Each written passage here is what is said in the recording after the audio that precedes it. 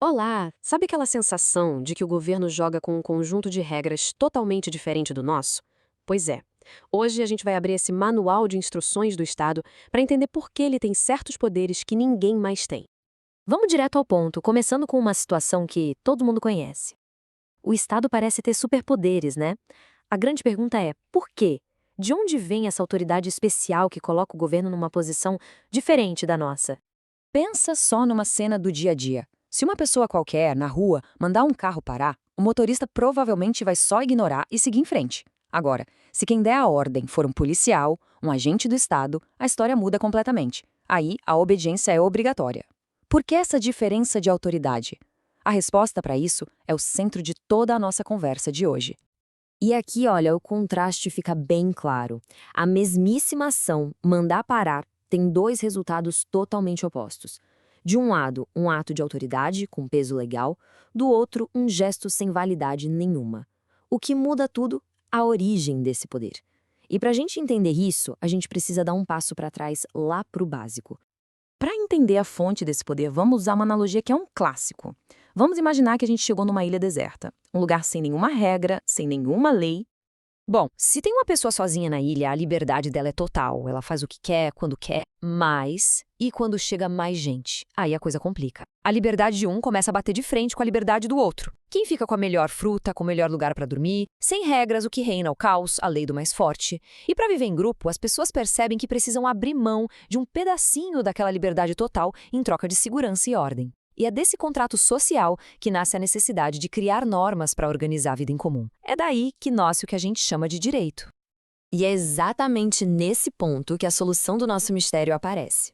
A resposta para a história do policial não está em um único tipo de lei, mas em dois universos jurídicos que funcionam de jeitos bem diferentes. Basicamente, o direito se divide em dois grandes ramos.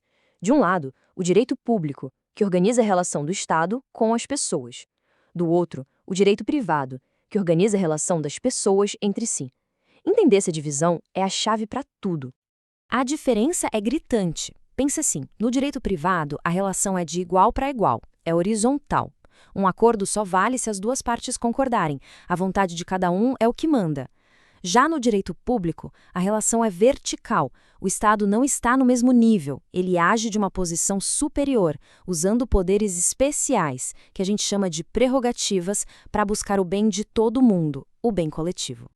Tá, mas como é que essa teoria toda funciona na prática, no mundo real? Vamos ver uns exemplos que deixam isso bem claro.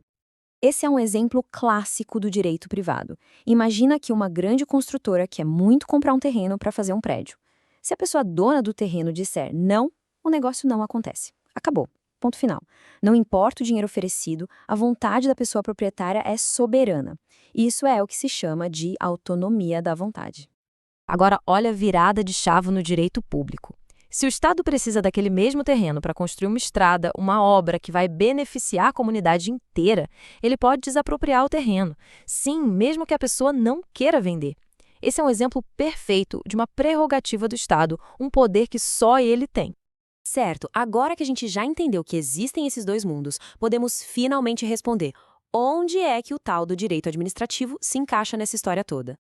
O direito administrativo é exatamente o conjunto de regras do mundo do direito público. Pensa nele como um manual de instruções do governo para absolutamente tudo que ele faz no dia a dia, desde prestar um serviço público até usar aqueles poderes especiais que a gente viu.